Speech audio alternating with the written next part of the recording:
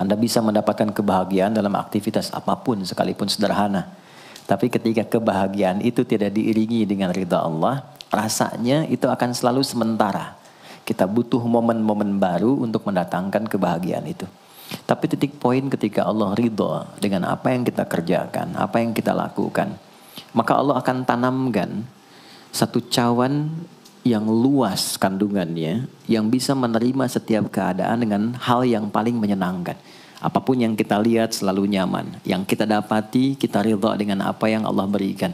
Keadaan itulah yang oleh Nabi itu diungkapkan dengan komen yang sangat simpel tapi dalam isinya. Kata Nabi, ajaban diambil mukmin. Orang beriman itu kalau benar imannya, maka kehidupan itu mengagumkan. Bila dia mendapatkan kesuksesan, dia iringi dengan kesyukuran. Sehingga sifatnya tetap proporsional. Dia sukses tapi ada keseimbangan dengan syukur. Sehingga tidak berlebihan menyalurkan kesuksesannya itu. Dan dengan sifat berlebihan itu hanya memberikan beban pada dirinya. Saya pernah sampaikan kan, di kesuksesan itu identik dengan gaya hidup. Rumus gaya di fisika itu kan selalu F1 banding lurus dengan F2. Apa yang didapat itu yang keluar. Tapi orang tidak boleh lupa bahwa F itu selalu berbanding lurus dengan P. Gaya berbanding lurus dengan tekanan, hukum Pascalnya. Semakin banyak gaya, semakin tertekan hidupnya. Itu bandingan nilai kehidupannya. Nah, jadi gaya itu diperkenankan. Karena itu bagian dari energi. W sama dengan F dikalikan S. Hukum energi kan begitu. Jadi hidup nggak mungkin kalau nggak ada energi. Tapi energi yang terbaik itu akan dihasilkan membawa kesuksesan kebahagiaan ketika ridha Allah tertanam. Saat dia sukses, dia bersyukur sehingga proporsional. Saat dia merasakan duka pun dia nyaman karena punya sabar. Nah, sabar itu mahal. Di Jepang ada banjir, itu bisa minta maafnya luar biasa, tak tahan dia bunuh diri. Di kita banjir bisa berenang. Itu gambaran. Cuma kalau nggak seimbang repot juga. Nah, membangun keseimbangan itu butuh konektivitas yang kuat dengan Allah. Konektivitas itulah yang dalam bahasa agama disebut dengan sholat namanya. Ya. Di pertemuan lalu kita sudah mencakup beberapa bagian dari sholat itu. Tapi saya ingin tekankan sedikit untuk menguatkan. Sholat berasal dari kata wasala atau silatun. Dasarnya kata wasala yang berarti terkoneksi dengan kuat. Terhubung dengan erat. Kita pernah dengar istilah silaturahmi kan? Ya kan? Kalau kita kumpul, bahasa kerennya saya mau silaturahmi kan? Tapi goalnya tercapai nggak? Ya, silaturahmi itu kan dari kata silah. Terhubung dengan erat, rasa sayang dan perhatian. Sehingga parameternya itu bukan saat datang. Kalau datang kita nyapa wajar karena orangnya ada. Tapi kalau berpisah kita masih ingat, masih peduli, masih mendoakan, masih ngontak, itulah silah namanya. Di setiap keadaan kita masih terkoneksi. Keadaan kita yang terhubung dengan Allah. Sehingga di setiap tempat kita diperhatikan. Di pekerjaan kita dibimbing. Di rumah tangga kita diiringi. Sehingga semua berjalan mudah dan membahagiakan.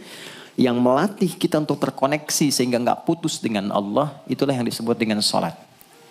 Sehingga goal dari sholat itu adalah membangun konektivitas kita dengan Allah yang kuat. Itu yang dimaksud di Quran surah keempat An-Nisa di ayat 103. فَإِذَا قَضَيْتُمُ الصَّلَاةَ maka jika anda telah tuntas mengerjakan sholat, فَاذْكُرُوا اللَّهَ.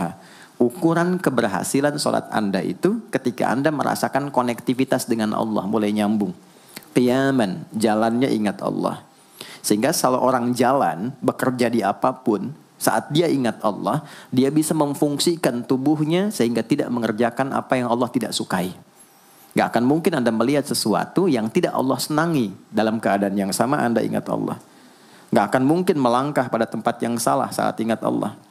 Dan itu tidak mudah karena banyak orang keluar masjid pun setelah selesai sholat masih tertukar sendal. Padahal kalau dia ingat Allah nggak mungkin itu terjadi. Itu pelajaran dasarnya.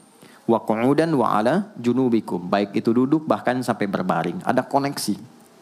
Nah jadi singkatnya sholat itu semua gerakannya, semua bacaannya, Dari mulai kita bertakbir sampai kita salam, bacaan yang mengiringi, itu bukan sekedar gerakan hampa makna, formalitas kita bergerak dan berakhir, bukan sekedar membaca bacaan yang tidak ada isinya, tapi semua bimbingan bagaimana kita diajarkan langsung oleh Rasulullah bisa mengoneksikan lewat gerakan dan bacaan itu tersambung kepada Allah, sehingga feedbacknya semua apa yang kita bacakan dijawab oleh Allah. Semua gerakan yang kita lakukan ini hakikatnya bimbingan tentang inti kehidupan kita. Jadi di sholat itu ada bacaan, ada gerakan, ada hikmah, ada maknanya semua. Jadi bukan kita takbir begini hampa saja. Tidak. Kenapa mesti begini? Kenapa tangan yang kanan menutup yang kiri? Kenapa bacaannya setelah itu ada iftitah, ada al-fatihah? Itu ada maknanya. Dan dahsyatnya semua profesi-profesi sahabat dan generasi setelahnya yang belajar dengan benar tentang sholat ini, itu semua merubah hidupnya jadi lebih sukses dari apapun yang mereka pilih dalam menjalani hidup. Dan yang paling hebat, itu yang menjadikan Nabi mendapat perintah pertama bukan zakat, bukan haji, bukan umrah, bukan puasa, tapi sholat. Dan perintahnya khusus, spesial, disampaikan dalam peristiwa Isra Mi'raj untuk memberikan pesan begitu tingginya nilai sholat ini untuk kehidupan manusia. Mohon izin maaf bagi teman-teman yang baru bergabung, supaya tidak banyak mengulang, teman-teman bisa cek kembali di pelajaran sebelumnya. Kita kemarin telah selesai di pembahasan iftitah dengan tangan kanan meletakkan di punggung yang kiri, lalu kemudian diletakkan di atas dada seperti ini. Kesimpulannya adalah, saya cepat saja, dari mulai kita bertakbir, kalau ingin terkoneksi dengan Allah, maka fokuskan diri kita untuk tersambung. Buang urusan dunia semua ke belakang. Jangan bawa dalam sholat. Kalau ingin kita tersambung dengan Allah, tepikan yang lain, hadapkan diri kita, pasrahkan. Hanya Allah yang tinggi, yang agung, yang istimewa. Kalimat agung, tinggi, istimewa, itu disebut dengan akbar. Maka kita ucapkan Allahu Akbar. Kita buang semua urusan dunia ke belakang, pasrahkan diri kita, hadirkan sekarang hanya Allah yang agung saja. Itu poinnya. Kenapa problemnya tidak sedikit orang sholat itu sulit menemukan kekhusyuan? Karena dia bertakbir masih membawa dunia. Dia tidak sholat dengan memahami gerakan takbirnya. Dia jadikan sebagai formalitas. Apakah benar? Secara fikih benar. Gugur kewajiban, dapat pahala sesuai keikhlasan, tapi value dari sholat yang mahal itu nggak dapat. Itu poinnya. Buang semua urusan dunia, kemudian tambatkan diri kita hanya kepada Allah. Dan uniknya kata Nabi, di fase itulah setan mulai bertugas yang mengganggu kita, supaya kita tidak fokus untuk memahami dan melakukan apa yang kita baca dan kita gerakan. Ada setan khusus menggoda orang sholat, namanya khanzab. Nanti ada 9 jenis setan yang detil tugasnya itu berada di sekitaran kita. Mungkin satu kali Mas Baim kita belajar tentang fikih setan. Belum pernah ada kan ya? Anda kalau kesini cuma tahu jalan yang lurus, nggak tahu macetnya, nggak tahu lubangnya, sulit menghindarinya. Kebanyakan orang belajar tentang malaikat, tapi nggak belajar setannya. Sehingga nggak tahu setan apa yang sedang memprovokasi dirinya. Di Quran, malaikat disebutkan 88 kali, setan disebutkan 88 kali. Kalau kita cuma dengar motivasinya, nggak tahu provokasinya, kita nggak tahu bagaimana cara menghindari yang ini. Itu poinnya. Khanzab itu, dia menggoda orang sholat, dimulai dari takbir. Jadi kalau belum takbir, Anda bisa merasa fokus apa saja. Nggak percaya silakan. Sebelum takbir tuh bisa siap fokus.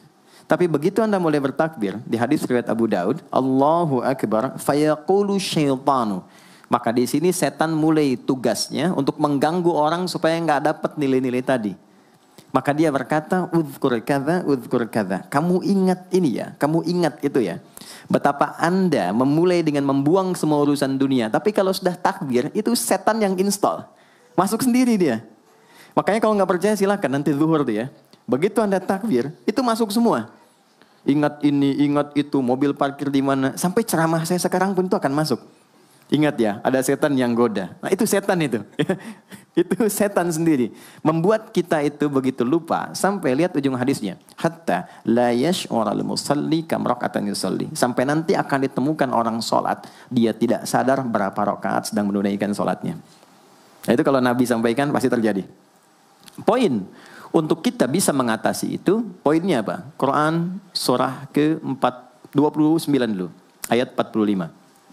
Quran surah 29, Al-Ankabut, ayat 45.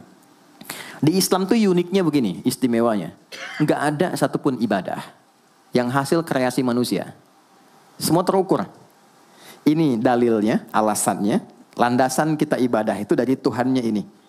Penjelasan contohnya ini dari Nabi. Pakemnya begini, kodifikasi ilmunya seperti ini. Sehingga terjaga sampai kapanpun. Dan tidak ada satupun yang kita kerjakan dalam ibadah, kecuali semua punya landasan yang kuat. Dan hebatnya diterangkan. Ini caranya, ini bacaannya, ini maksudnya seperti ini hikmahnya. Kenapa Anda begini? Kenapa begitu? Hasilnya apa? Ketika seseorang sedang memulai sholatnya, dari awal dia pengen fokus, tapi ketika dia mulai bertakbir, muncul godaan, maka sebelum sholat ditunaikan, Allah sudah ingatkan, Utlu ma uhya ilaika minal kitab. Utlu itu dari kata tilawah. Artinya baca, pahami, amalkan apa yang telah dipahami itu. Jadi sejatinya sebelum sholat, kata Allah kalau ingin menikmati sholatnya, ingin tahu value dari sholat dan dihasilkan seperti orang dulu meraihnya, maka jangan kita terfokus untuk formalitas saja. Yang penting benar bacaan, takbir sampai salam terjaga. Betul, sekali lagi, itu menggugurkan kewajiban, formulasinya selesai, secara fikih tuntas. Tapi hikmah sholat yang tadi itu kita nggak dapat. Maka yang terjadi apa? Baca dulu, tilawah, utlu, baca, pelajari dulu sebelum sholat. Kemudian pahami, kenapa takbirnya begini? Kita kemarin sudah belajar. Kenapa tangan kanan menutup yang kiri? Apa maksudnya sampai kita diperintahkan sholat? Bagaimana kemudian saat kita baca Al-Fatihah? Kenapa yang dibaca itu? Apa yang jadi bimbingan dari Al-Fatihah untuk kehidupan kita? Kalau sholatnya seperti itu akan merubah hidup kita. Itu langsung Allah sampaikan demikian. Lalu kerjakan, wa aqimis shalah, tunaikan sholat seperti aku tadi isyaratkan, kata Allah. Inna sholata tanha 'anil fahsya wal munkar. Maka jika engkau menunaikannya seperti itu, sholat akan merubah hidupmu. Itu kata Allah tuh. Minimal mendorong kita berbuat jadi lebih baik. Jadi bukan sekedar menjadikan kita pribadi baik, tapi semua yang kita kerjakan menjadi lebih baik. Itu sholat. Itu yang bisa merubah seorang Jundub bin Junadah yang dikenal dengan Abu Dzar Al-Ghifari. Ini teman-teman, kenapa Ghifar itu viral? Ghifar itu adalah desa pembegal. Jadi semua sekampung begal semua. Sekampung. Pimpinannya namanya Jundub bin Junadah. Jundub bin Junadah. Singkatnya masuk Islam. Saat masuk Islam, secara singkat saja, Nabi arahkan, diajarin sholat. Betapa sholat merubah hidup beliau, jadi lebih baik. Kembali ke kampungnya, mengajarkan, singkatnya apa? Madinah heboh dengan kedatangan tapak kaki, yang ternyata itu orang-orang Ghifar. Sekampung kurang lebih masuk Islam, dan berubah jadi orang baik semua. Merubah hidup mereka. Jundub orang sukses, setelah itu jadi ustadz. Ini mungkin yang menginspirasi judul preman jadi ustadz. Ini tadinya pembegal. Pembegal semua. Sekampung sukses, jadi orang baik, aktivitasnya berubah, lebih berkualitas. Untuk memberikan inspirasi ke generasi masa depan. Bahwa kami dulu pernah begini, dengan sholat kami berubah, kesuksesan kami raih, maka diviralkanlah nama daerahnya. Tambahkan al di depannya, ujungnya tutup dengan i. Maka dilekatkan nama bekennya, kunyah namanya Abu Dzar. Abu Dzar Al-Ghifari. Al-Ghifari itu untuk memberikan kesan begini. Saya ini dari Ghifar. Itu kampung jelek, desa tempat pembegal, tapi Islam merubah. Saya menjadi lebih baik. Sholat mengarahkan saya punya kualitas hidup yang lebih baik. Itu poinnya. Sejak peristiwa itu, orang-orang Islam dari manapun yang bukan Arab, itu selalu melekatkan nama daerahnya untuk mengenalkan. Islam pun sudah sampai ke tempat saya. Buktinya saya menjadi baik. Ada namanya Muhammad, punya bapak namanya Ismail, punya kakek namanya Ibrahim, kakek buyutnya Al-Mughirah, eyang buyutnya Al-Bardizbah, tinggal di kecamatan Ju'fah, kabupatennya Bukhara, provinsinya Khorasan, negaranya Uzbekistan sekarang.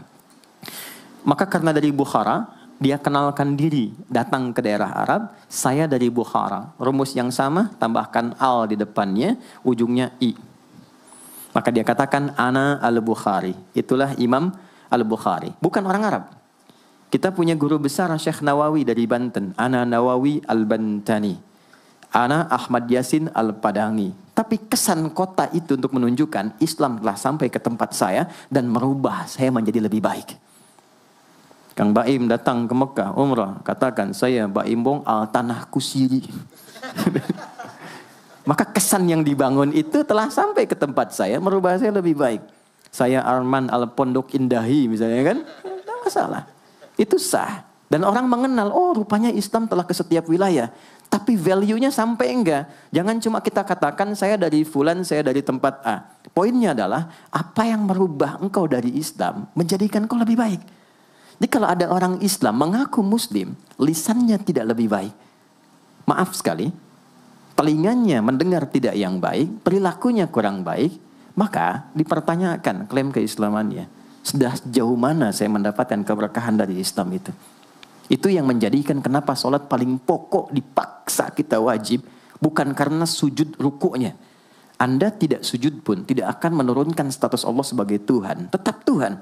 Tapi ternyata ada value besar yang dengan kasih Allah diminta kita sholat supaya kita minimal jadi orang baik. Dan sukses dalam hidup.